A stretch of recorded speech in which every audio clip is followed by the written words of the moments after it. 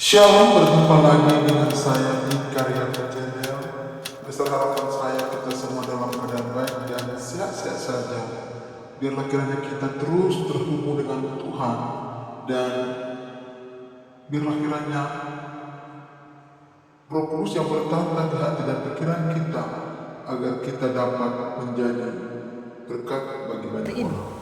Kita akan yaitu membahas menjadi tentang kuat di dalam kuat di Tuhan. dalam Tuhan. Efesus 10 Efesus pasal 6 ayat 10. Akhirnya hendaklah kamu kuat di dalam Tuhan, di dalam kekuatan kuasa-Nya. Jadi mari kita berserah kepada Tuhan dan kita menjadi kuat di dalam Tuhan, karena kita hidup di dalamnya. Karena apa? Karena dunia ini banyak tantangan masalah yang akan kita hadapi. Maka 1 Petrus 4 ayat 7, kesudahan segala sesuatu sudah dekat. Karena itu kuasailah dirimu dan jadilah tenang supaya kamu dapat berdoa. Kita tidak ada kekuatan kita menghadapi dunia ini yang sudah kacau balau. Maka mari kita merendahkan diri dan berdoa kepada Tuhan, supaya kita diberikan hikmah penuntunan untuk menjalani kehidupan ini. Jadi tidak ada kata lain, supaya kita menjadi kuat di dalam Tuhan, maka kita harus mengambil sikap untuk berdoa. Kenapa? Karena di dalam doa ada kekuatan. Di dalam doa kita akan diberikan penuntunan untuk menghadapi hidup ini. Selain itu, supaya kita kuat di dalam Tuhan, mengucap syukur dalam segala hal. 1 Tesalonika 5 ayat 18 ditekankan di sini, mari kita mengucap syukur dan beribadah kepada Allah menurut cara yang dikenal kepadanya, dengan hormat dan takut akan Tuhan. Jadi inilah yang membuat kita menjadi kuat di dalam Tuhan. Doa dan tetap mengucap syukur, karena kita tahu seperti dalam 1 Petrus 4 ayat 7 tadi, supaya kita bisa berdoa, maka marilah kita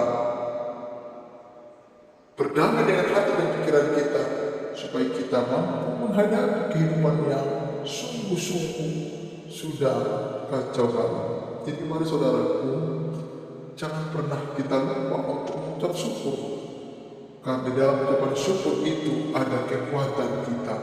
Tuhan akan memberikan jalan keluar untuk menyelesaikan setiap persoalan-persoalan yang kita hadapi. Jadi mari, sudah dijelaskan di sini, tetap kita mengucap syukur dalam segala hal. Maka tidak henti-hentinya diingatkan supaya kita kuat dalam Tuhan, berdoa, membuat kita kuat dalam Tuhan, berdoa dan berdoa dan berdoa. Tuhan sendiri pun berdoa, minta kekuatan kepada Bapa ketika detik-detik di dalam penangkapan dan penyaliban Tuhan.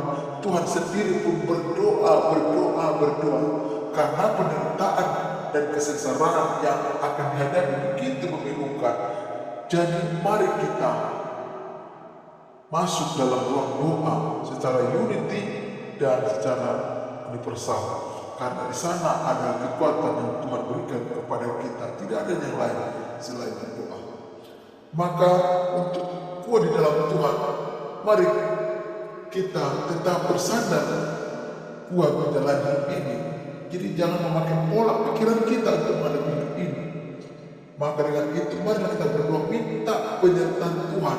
Esra 8 ayat 21 sampai 23. Di sini dikatakan kemudian di sana di tepi sungai Hawa itu aku memaklumkan kuasa supaya kami merendahkan diri di hadapan Allah kami dan memohon kepadanya jalan yang aman bagi kami, bagi anak-anak kami dan segala harta benda kami. Jadi berpuasalah kami. Di sini juga penting kita berpuasa, karena doa dan puasa besar puasanya. Dan juga supaya kita kuat di dalam Tuhan, tentu kita harus kuat menjalani proses. Tidak ada sesuatu hasil tanpa proses. Proses itu menyedihkan, memilukan, sangat membosankan, sangat memilukan. Tetapi percayalah, di dalam proses itu kita akan terlihat sejauh mana kita bersandar berharap kepada Tuhan. Maka dengan itu juga berdoa minta perlindungan pada Tuhan. Mazmur 32 ayat 6. Sebab itu hendaklah setiap orang saling berdoa kepadamu selagi engkau dapat ditemui. Sesungguhnya pada waktu banjir besar terjadi, itu tidak melanda kami. Jadi mari kita berdoa minta pertolongan kepada Tuhan supaya kita tetap kuat. Mari kita terus-menerus kita minta perlindungan kepada Tuhan. Sekalipun ada bencana, sekalipun ada masalah, maka Tuhan akan meluputkan kita dari setiap masalah itu. Maka dengan ini tetaplah kuat kita di dalam Tuhan, kuat melawan musuh. Seperti dikatakan 1 Petrus 5 ayat yang ke-8. Sadarlah, berjaga-jagalah, lawan seperti singa, berjalan berkeliling sama seperti singa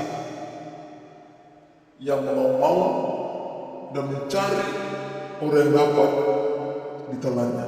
Jadi kita tetap waspada, kita harus kuat melawan musuh, hawa nafsu, baik itu dari dalam dan dari luar diri kita.